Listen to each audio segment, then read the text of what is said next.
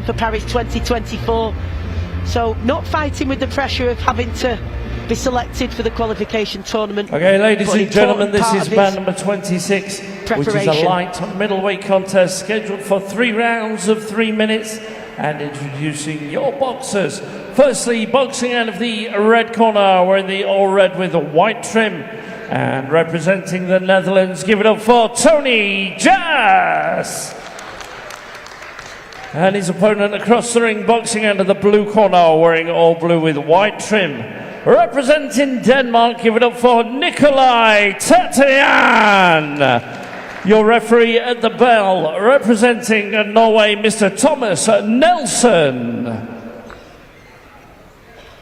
So an interesting one this, Pat, because we've been talking, you know, we've reiterated it as well throughout yesterday and this morning's sessions, that for lots of these fighters, one of the key elements is that they need to impress at this tournament because they want to be selected for the next opportunity to go to the Olympic qualification tournament in Italy next month. Of course, not the case here for Nikolai Terteryan in blue, the Danish fighter fighting out the southpaw stance, because he's already qualified for Paris. But Tony Jazz from the Netherlands in red, he's got it all to do. So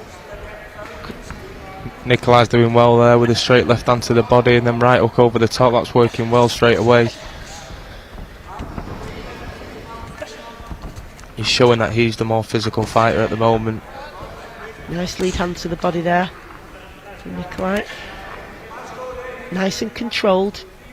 He's taken the dominant position in terms of ringmanship, Pat, from the beginning. First and third there. And as you know, Stacey, it's always awkward fighting a southpaw, so I bet Tony, it's always awkward, but he needs to throw that right hand down the middle to catch the southpaw. And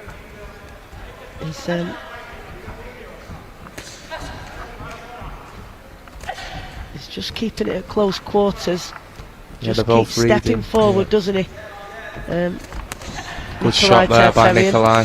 Lovely shot again. He does look to possess more power than the Dutchman. Pat, and you can never really know until you're in with someone. You only know when you're in and you feel it, but it looks to me like he is feeling the power of Terteryan. Yeah, I agree, Stacey. That's why he's still on the outskirts of the ring, and he is trying to look for that right hand down the middle, but Nikolai's seeing it from a long distance away and he's countering. Just continues to edge his way in, just applying that pressure with his front foot. Switches his stance though and throws a lead right hand, which is a different type of problem for Tony Jazz to deal with. Back into his southpaw stance now, and it's just those tiny movements, that little dip of the shoulder, isn't it, Pat, to try and trigger Tony Jazz, and then to the back of that he explodes. This fight's different to the last. It's a little bit more, it's inches with distance. They're both only taking a tiny step back and a tiny step forward to be in range, and it's all in the middle of the ring. Yeah, completely different this one. Amazing how, when we do say, we've heard it a million times, Pat, that styles make fights, but it certainly changes them, doesn't it? Oh, definitely. You can see some fighters are able to adapt and box in a completely different manner depending who's in front of them. Well, that's why boxing's so exciting, because you just never know what a fight can turn out to be. Good opening round there from Nikolai. Yeah, it was a fairly controlled display for him, wasn't it? He controlled every aspect of that, really. The timing, the pace, the distance, the range. He's featured on Dutch television, has Nikolai Terteryan. He's really popular back in Holland. Says ever since he started boxing, the Olympics has been his main dream. Says boxing's taught him everything that he knows about respect and humility, and he was even mixing with royalty last year. Pat, he was invited to Prince Christian's birthday, which is a thing that they invite people to who've presumably who've accomplished things, as Nikolai has. So he got invited to that and was mixing with Dutch royalty, so that's a privilege in itself. Certainly is. And that on the back of becoming European Games champion last year and subsequently qualifying for Paris 2024. So he's up against it here, the man. Second round. Denmark, Danish royal family, not Dutch. Not that I'm an expert in royal families anyway, but still, best not to mix them up, isn't it? Yeah, Nikolai Terteryan invited to the Danish royal family's Prince Christian's birthday last year, so really popular in Denmark, and good work here again. Like to see Nikolai throw that single shot to the body, which he was doing really well in the first round. It was controlling the distance and keeping him in control. It looks like Tony's come out with a different sort of style and captured him there as he went in. What would you be telling Tony Jazz to do in between those rounds? What would you want him to see him do differently in this second round? I would say go twice and try and hold gum shields out there. Yeah, I would try and say go twice, hit him, like jab him up and down. Two-phase attacks. Yeah, and then try and land that right hand. Don't just go for the head, try and whip it underneath as well to his body. So you're at least hitting something, whether it is his arms or his chest. Well, gum shield back in place now for the Dutchman, so back underway.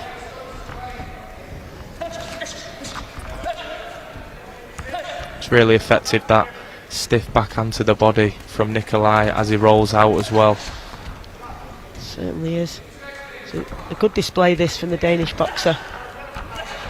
Tony Jazz doing everything that he can to try and find a way through to land those shots, but even when he's throwing, not tending to land cleanly, Pat, as is the case with Nikolai Terteryan. When he lands, they are landing clean. They are, and you can hear it from here when they land. I think Tony just needs to, like we said, just aim for the chest so you're hitting something, because Nikolai's head movement and his distance, it is really, really good.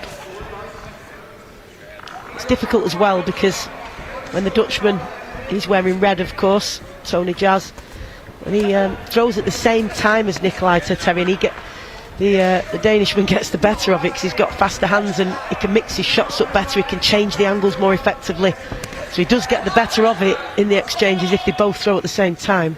He definitely does, yeah, and he's really in control at the moment, Nikolai, like he was in the first round. He's just coming into his own now.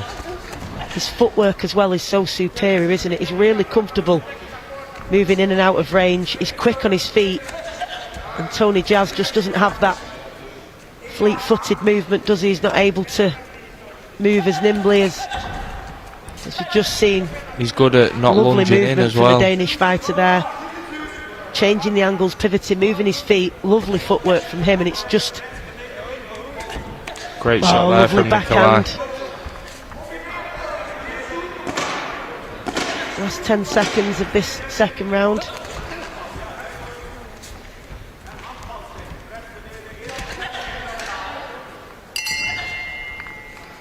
Well, really tried to impose himself upon him, the Dutchman. Tony Jazz in red, he's got his work cut out with the Danish fighter Terteryan, who's just been exceptional throughout this contest, controlling the pace and the distance. Not going to talk about what TV channels he's been on or what royal families, seeing as I've got Dutch and Danish mixed up, but he's definitely Danish, and he has qualified for Paris 2024. And how important are tournaments like this when you know you've qualified, so you haven't got that type of pressure, but he's obviously going to want to be peaking at the right time and getting as much experience in now before the Olympics. Yeah, it's definitely important, Stacey, because as we were talking about last fight, you've got to get them cobwebs off and you've got to stay sharp, because even though you've made it to the Olympics, which is a great achievement in itself, you want the medal. So well, there's nothing like fighting to prepare for fighting, is there? If you're going to box, you know, you can do as much S&C as you wish, and all the run, it's all important, of course it is. But you always learn bag in the sessions, ring, yeah. Everything, but nothing quite like actually boxing, being in there with different opponents who pose different problems and you have to work it out. He's trying to stand his ground here, Tony Jazz, Pat. Yeah, I think Tony knows he's behind now, and I think he knows he has to come up with something to stop him.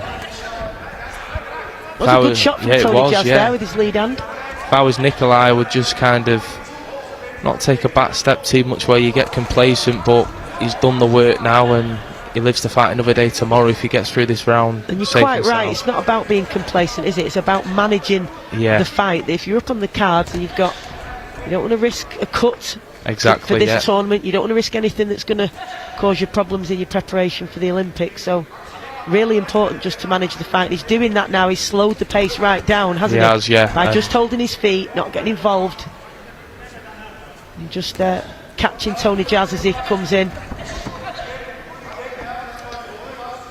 Just overextends a little bit with that backhand, but back at range now again, both boxers. Credit to Tony, he's weathered through the storm in the first round with some big shots and he's holding the centre of the ring and he's still in the fight, even though Nikolai's very comfortable. You can't write Tony off. Lovely backhand there from Terteryan. Really good work from him. And he doesn't need to do anything particularly different here, Pat, either, because Tony Jazz is not coming bowling in, flying at him, is he? He's measured, so he's able to just still control the pace and distance and stay out of danger really for the most part, but able to pick him off with those crisp, clean shots which are still eye-catching. Lovely exchange from both boxers there though. This is what Nikolai doesn't want to get into now, a bit of a slugfest. A minute remaining in this final round. He's going to want to keep it clean and tidy and just see out the round, because by our reckoning he's well ahead, but who knows how the judges have seen it. He's got to watch that head there as he goes in as well. Certainly don't want to get a cut in when it's tournament style boxing. You've got to box the next day or the day after, and you're going to want to be don't want to be dealing with cuts that sort of cause you any problems and inhibit you, Pat. Yeah, and it's them cuts as well that can possibly open up in the future, even though they are healed. You really don't want to have them cuts. 20 seconds remaining, and it couldn't be more different, this one, to the fight we saw previously between Patrice Magalzai and Huey Malone. It was frantic, it was frenetic, it was just a million miles an hour from the first bell. This one been fought at a very different pace, but yeah, good crowd fight, showing their appreciation for that, and Nikolai showing a good supply of boxing.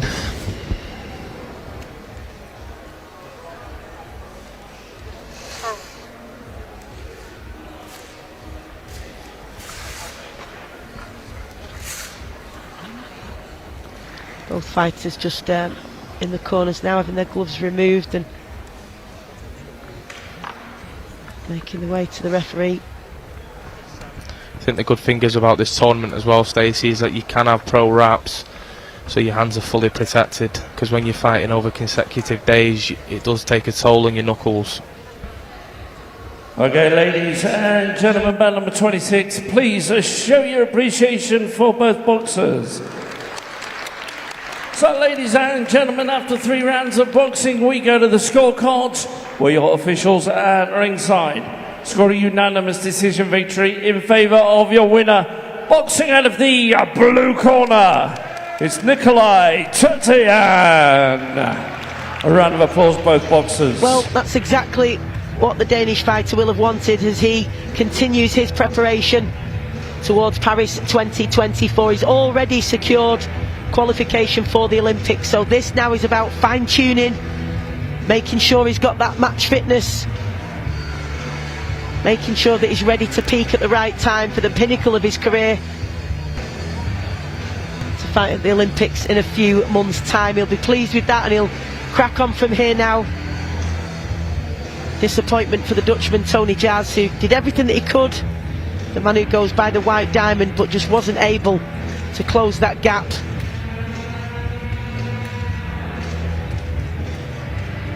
We've got Germany and Panama coming up now, so we're just looking through, just seeing, sorry, the replay of the action from the previous fight.